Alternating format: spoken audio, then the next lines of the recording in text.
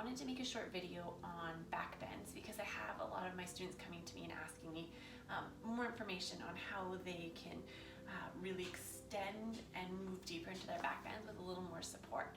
And I know we tend to move through them quite quickly in practice, so I thought just a short video giving you guys some options and tools on how to deepen your backbends and work a little bit deeper into the spine and all the muscles around that will start to help you in your backbend practice.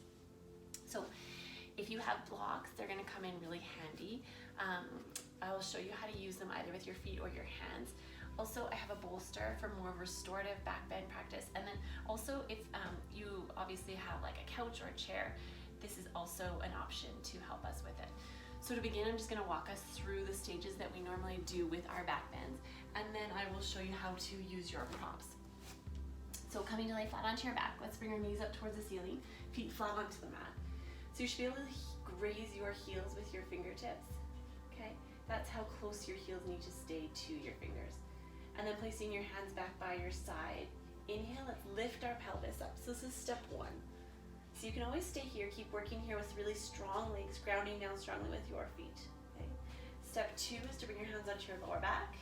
Keep walking your elbows underneath you and keep rooting your spine down into the back of your hands and belly button up towards the ceiling. Okay?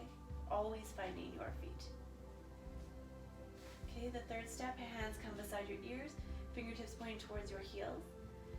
You can stay here or push onto the crown of the head. Always pause at the crown of the head and then possibly up into your full wheel. Okay. So those are the different stages. Now, here's where the blocks are going to come in handy. So I find, depending where you're really tight in your back, you're going to find that either the blocks underneath your feet are going to be really helpful or underneath your hands. For me, it's easier with it under my hands. So let's align both your blocks here, long width going this way. You're going to come back onto your back. So same setup as we just did. You might have to play with the placement of your blocks a little bit here. Good. And then let's place our heels back down onto the mat. Your hands are going to come back and press strongly down into your blocks. So same as you would do when you're just bringing your hands beside your ears. Okay? You're going to root your tail, tuck your tail under and keep reaching your belly button up towards the ceiling. And then inhale, let's come up. So you're going to have a ton more space here. You can probably see the difference in my back bend as I come up here. It's a lot more space to extend into. Good. And then come down.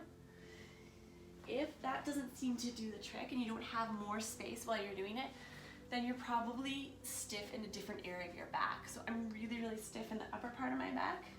You might be different. So let's try it with the feet. So let's place your blocks back down onto the mat. Same idea, but you're going to place your feet onto the blocks.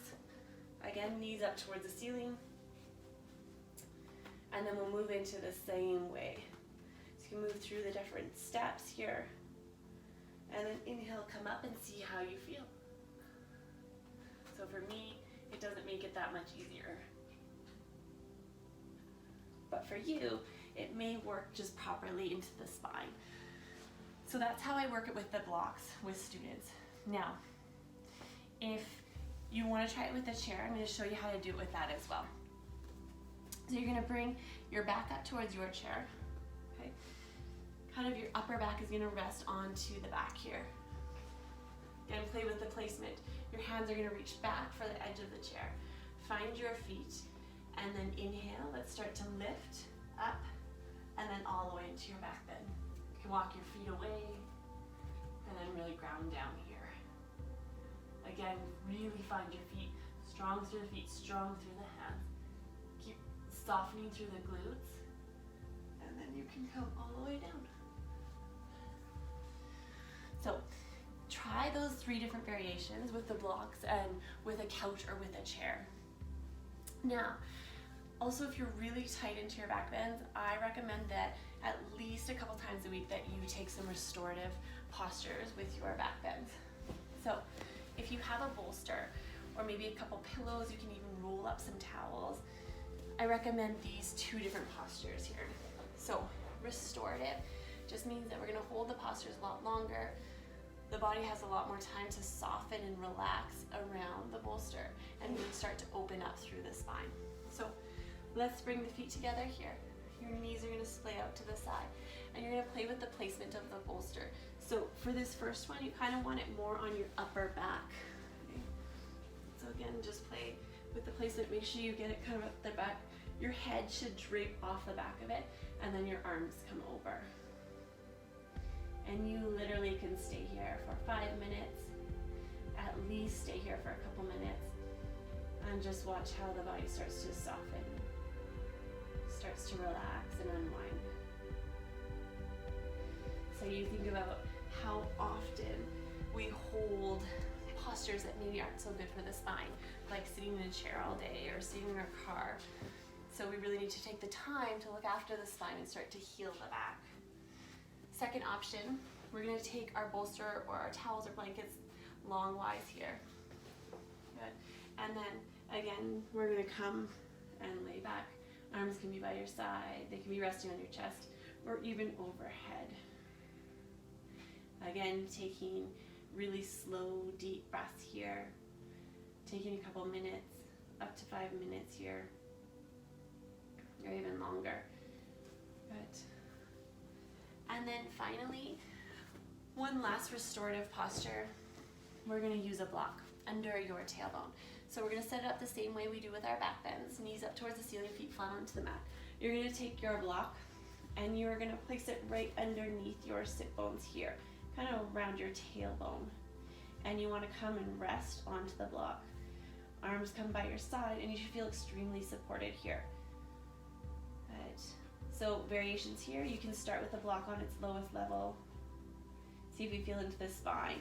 And then you can just keep moving the block up to its different height points here. And then again, you can stay here for a couple minutes, breathing deep into the body, and just allowing the spine to heal and come back into the proper alignment. So when our spine is healthy and we have lots of mobility into the spine, it starts to really reflect into the rest of our life. So they used to say that our vitality lies in our spine. So it really starts to play into how we hold ourselves in the rest of our life and how healthy the spine is. So take the time to really work into your back bends properly.